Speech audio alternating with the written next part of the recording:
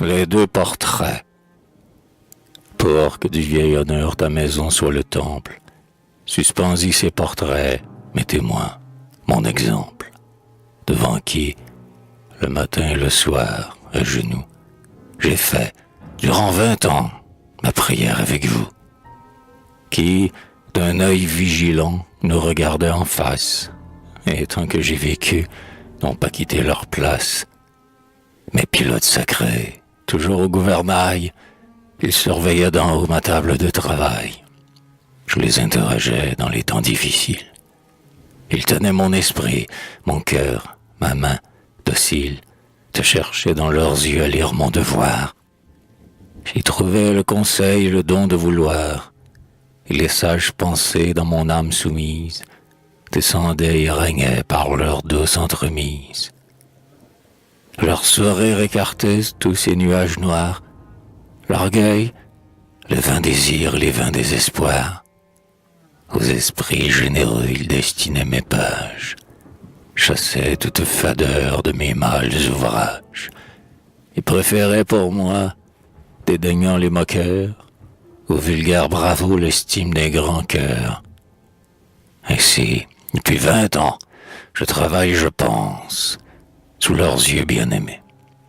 J'y vois ma récompense.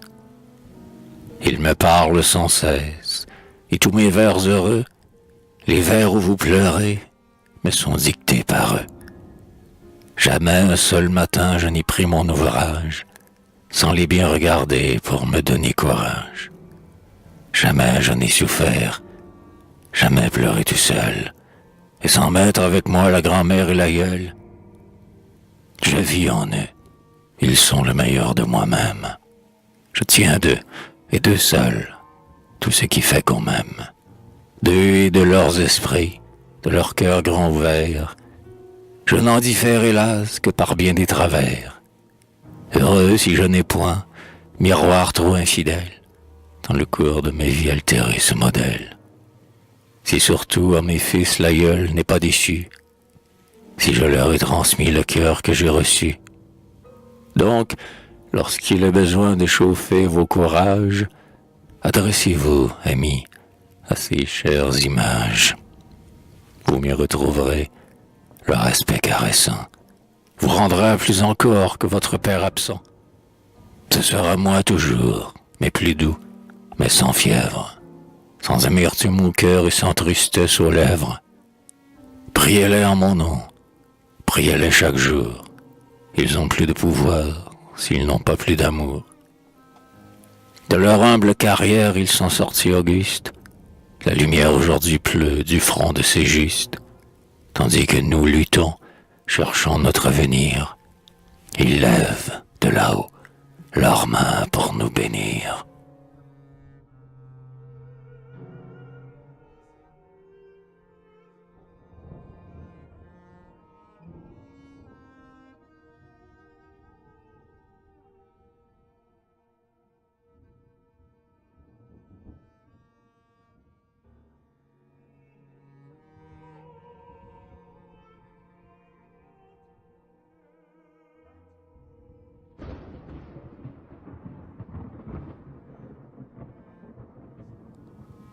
Le grand-père. Voici l'aïeul. Voici mon père au doux visage, le cœur d'un chevalier et la raison d'un sage. Il a connu, chéri les aînés d'entre vous, et vous avez joué 4 sur ses genoux. Ces traits sont-ils restés dans vos jeunes mémoires?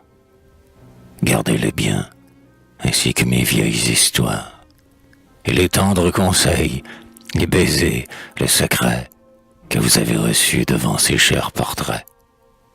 Pour chauve et blanc qu'il soit, admirez sur sa face la fraîcheur, la clarté, signe de bonne race.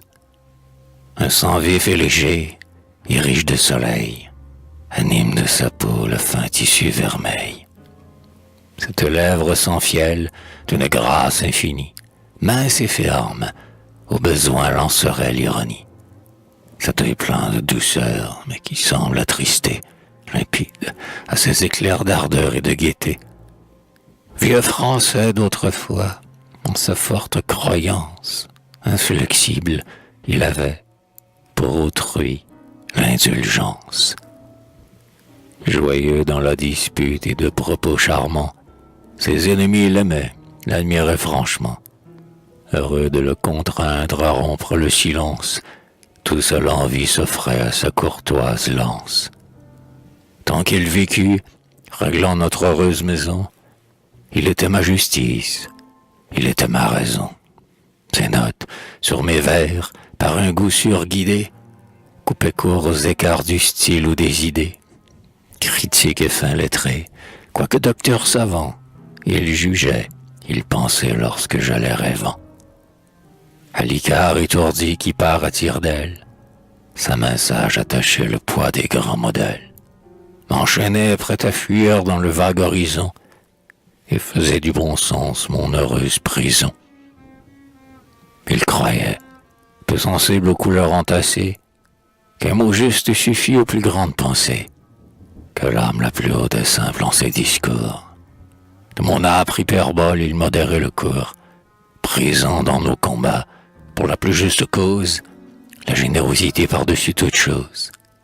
Il fut mon maître en tout, c'est de lui que j'ai pris les dogmes que je sers, la langue que j'écris. Tous vantaient sa raison qui jamais ne dévie, son esprit clair, charmant, loyal comme sa vie, acéré sans venin, gai sans être moqueur. Mais que serait-ce, enfant, s'ils avaient vu son cœur? De ses jeunes travaux connut la longue histoire, son obscur dévouement, plus noble que la gloire. Écolier, orphelin à 16 ans, ses labeurs soutenaient sans fléchir une mère et deux sœurs. Le pain était amer, les soucis étaient rudes, et rien ne l'arrachait à ses nobles études. Il donnait, intrépide de son double devoir, tout le jour au métier et la nuit au savoir. Dans l'âge où mollement j'assemblais quelques rimes, il scrutait la nature et ses secrets intimes, voulant suivre en son art jusqu'au plus haut degré son père, le savant qu'il avait adoré. Car, s'oubliant, il fit deux parts de sa carrière, ses aïeux puis ses fils eurent sa vie entière. Jeune homme, il travaillait, docile à cette loi, pour sa mère, et vieillard, il travaillait pour moi. Un jour, dans la vigueur de ses vertes années, du prix de ses efforts à peine couronnés, près de toucher au but, mûr pour les dignités, il dut choisir l'honneur et les serments prêtés. Obéit sur le champ, obéit avec joie, des succès, des honneurs lui fermèrent la voie. Et pour penser demain ce qu'il pensait hier, à son vieux roi fidèle, il resta pauvre et fier. Tel fut l'homme de cœur, père de votre père. Vous porterez son nom dignement, je l'espère. Si l'un de vous forfait au sang dont il est né, moi qui vous l'ai transmis, je serai condamné.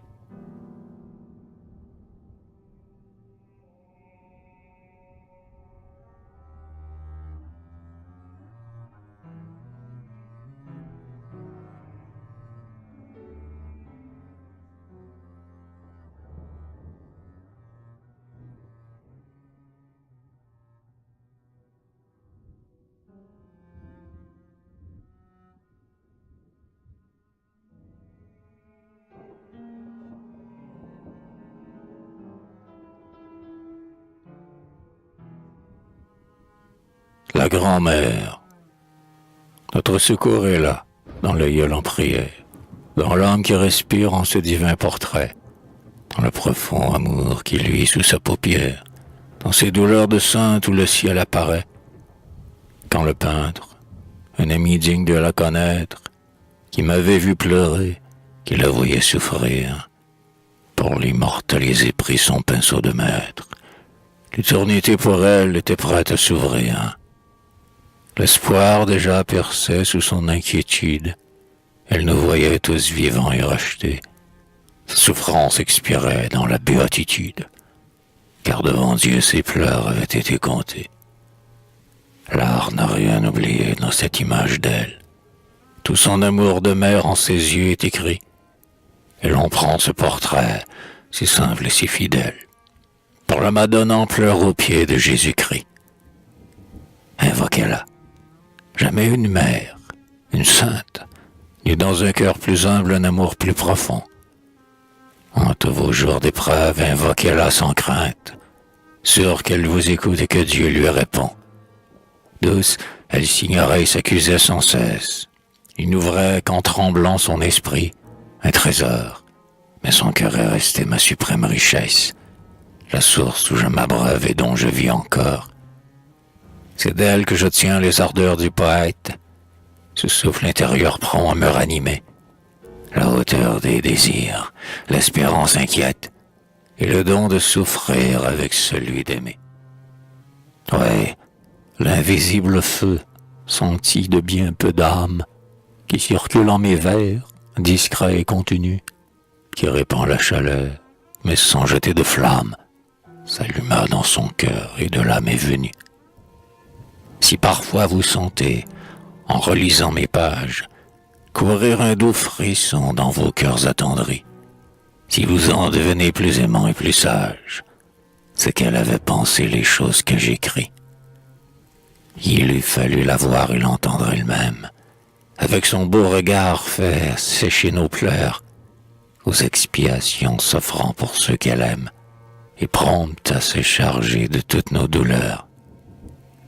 Quelle main délicate a pensé nos blessures, quel baume tout-puissant de ses yeux a coulé, un mal qui me laissa de longues meurtrissures, la mort qui me tenait, par elle, on reculait.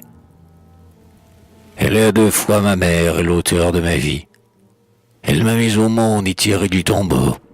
Elle m'a donné tout, la foi que j'ai suivie et l'amour qui m'entraîne à voler vers le beau. Des dons que j'en reçus, je suis fier, et je tremble d'avoir en fruit mauvais dissipé cette fleur. Mais puisque vous m'aimez, c'est que je lui ressemble, et que vous avez tous pris un peu de son cœur. C'est qu'elle habite en nous, c'est qu'elle n'est pas toute, à ce ciel où ses fils n'atteignent pas encore, qu'elle nous veut conduire et soutenir en route, que son âme est restée où restait son trésor. C'est elle qui bénit, invisible patronne, la maison toujours pleine et les enfants nombreux. Et les 2 vertus qui formaient sa couronne, y maintient le parfum et le répand sur eux. Soyons à son exemple, à son culte fidèle, au plus humble devoir assidu chaque jour, afin d'aller ensemble, emporter sur ses ailes, rejoindre les aïeux dans l'éternel amour.